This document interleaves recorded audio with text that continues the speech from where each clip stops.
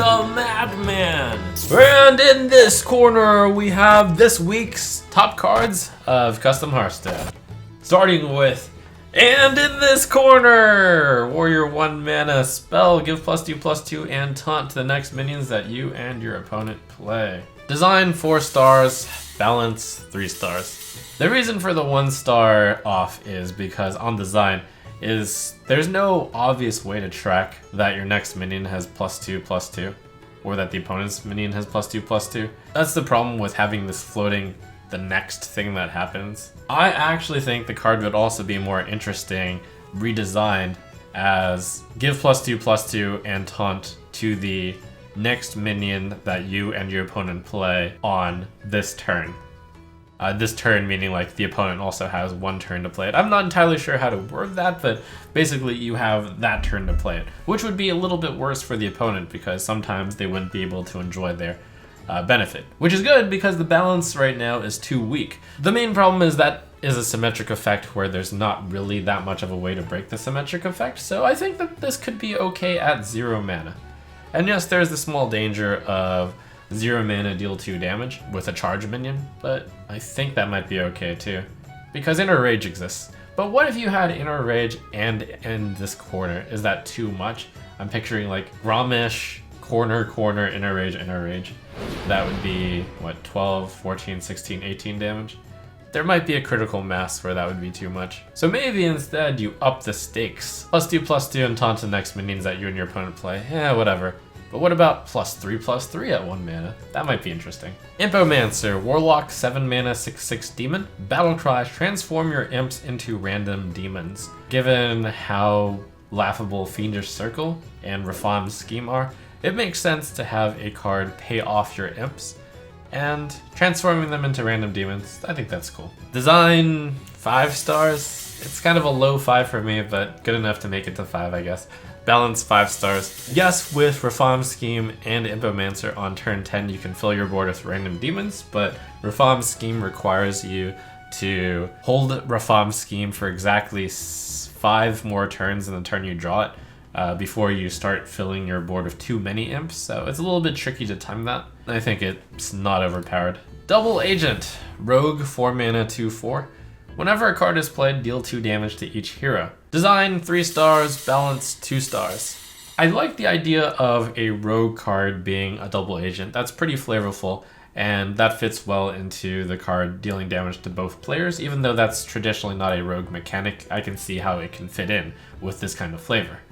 Where I have a problem with is this is obviously a combo card, and I feel like it has been far overtuned. So the balance in this case is going to be bleeding into the design, because this card should really be imagined as Battlecry deal 16 damage to both players. That can't really be balanced, and therefore the design is kind of bad. And even after you play your 6 cards, they're going to be starting their turn, and probably starting by playing cards, so they might just kill themselves. This is a problem, and that's the reason why the balance is a 2 star. I think it's way too overpowered at the moment. But the good news is both design and balance might be solved with a fairly simple nerf. Cut whenever a card is played, deal 2 damage to 1 damage. And even so, I think the stats might also want to be changed on top of that. 4 health might be a bit too much for this volatile card. Having the power of this very powerful text, like this card could still read as 4 mana, deal 8 damage to each hero,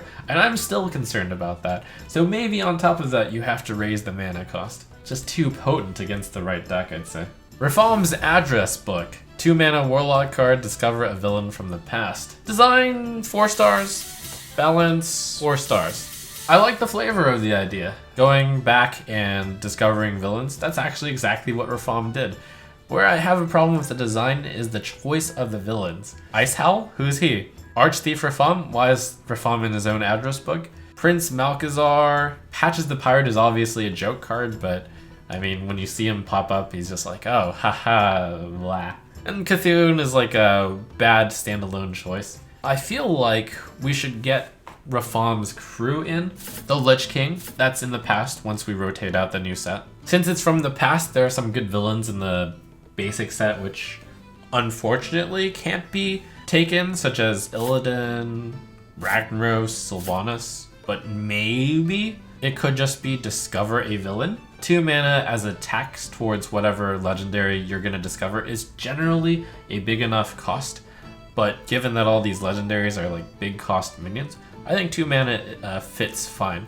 The balance is only a 4-star because right now there are some really bad ones in the pool, such as Patches, Malkazar, and Consume. But yeah, could be quite interesting. Magna Eggwin, 5 mana 4/5, Battlecry. If your deck has no duplicates, give all spells in your hand twin spell. So I thought the idea was kind of cool. Since you have no duplicates in your deck, your spells can't be too imbalanced, right? Since you just make your 1 of copy 2. Well, there's a slight problem with that. Design 3 stars, balance 2 stars. What if your deck actually had duplicates in it, and then you played Magna afterwards? You just decided, I'm gonna put 2 copies of Mind Blast into my deck.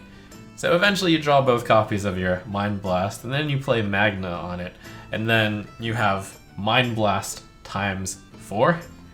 That's 20 damage right there for 8 mana. Even forget about all the spell damage, shenanigans, or Valen that you could have. There's the added design flaw that twin spell is a hero mechanic, so if this is a neutral card, it goes into all classes, so the villain classes can have twin spell. That's a flavor fail. So what if you slotted Magna into her proper spot of mage? Well, there's still the problem, like what if you have just duplicates of Fireball and Frostbolt, the efficient deal damage spells? What if you have 2 copies of Pyroblast, and then you play Magna on your 2 copies of Pyroblast, or your 2 copies of Fireball and 2 copies of Frostbolt? Then you just added a potential 20 damage into your hand, or with Fireball, Frostbolt, potential plus 15 damage, and that seems like a problem as well. And even if you play her fairly, if you have 5 cards, 5 spells in your hand, it's kind of like 5 mana 4/5 draw 5 cards, which could get pretty insane if you bounced Magna back and whatnot. You played out your spells, and then you played Magna again on the new twin spell of the, revised cards. Like, you could get quite a lot of mileage out of Magna. Ultimately, I think she needs to be in a class, probably Mage. The text could read, if your deck started with no duplicates, give all spells in your hand twin spell, because 4 of a spell is where the cards start to get concerning, but if you can only get max 2, that could be fine. Charming Butterfly, 1 mana 0/1, Battlecry, in 8 turns destroy all minions. For those unfamiliar with why a butterfly can be that devastating, it's a play on the butterfly effect, where a small move in the early game can ripple to devastating effects later. Design 1 star, balance, I'm gonna say not applicable to this one. A ridiculous world-ending type card. You can't print it on a butterfly no matter how cute you're trying to be. Second, this suffers from the classic Keleseth problem. Play this on turn 1 and it's insane. Play this later and it's absolutely useless. So it's like, at the same time, it's way too high rolling and way too powerful, but way too inconsistent, so it would never be played. There's also a further problem with design, where, as printed, how are you supposed to keep track of 8 turns from a charming butterfly being played? You'd have to take particular notes. This could be fixed by having the dormant type effect, but as is, it's just way too feast or famine. And yes, absolutely, it is ridiculous for control decks to play this on turn 1 and then be very happy with, on turn 9, having a free Twisting Nether effect. Selfie! 0 mana mage card, transform a minion into itself. So on the face value, that looks pretty interesting, right? Pretty innocent. Design 4 stars, balance 1 star. So the idea of this card is you transform a minion into itself, so it loses all the debuffs, loses all the buffs, restores the health back to full. But charge is insane with this card. Leroy, where this turns into 0 mana, deal 6 damage, and that's just too much. The card is comparable with Reincarnate. It's good and bad in different ways. You don't trigger death rattles, which means good if you're playing it on the opponent's death rattle. Basically a silence then. So very flexible in what it can do. It can silence the opponent's stuff, it can restore your stuff, it can debuff the stuff, it can unsilence silence. But at the end of the day, that all is way better than just 0 mana. Just make it 2 mana, similar to Reincarnate. Fair Duel, legendary neutral spell. Choose 1, upgrade your hero power, or reduce its cost to 1. Your opponent receives the other effect. Going to show you that if you have a good enough design, you don't have to have the perfect grammar and capitalization and spelling. Design 1 star, balance 4 stars. There are a lot of things wrong with the design here. First of all, neutral spell. Second of all, neutral legendary spell. Thirdly, it's a neutral card with the word choose one on it, which is a druid mechanic. Fourth, it's a legendary spell which is inexpensive, which means that the games change a lot based on whether or not this one of card is drawn early. The classic Keloseth effect. The idea is good that, you know, upgrading your hero card and making your hero card cost 1 are kind of similar enough. You give 1 to yourself, 1 to the opponent, that's fair enough. But the problem is, upgrading your hero power is usually way better than reducing its cost to 1 when you're playing this in the later game. And you would play this in Warrior, you'd play this in Paladin, in decks that would have run just a card Trueheart.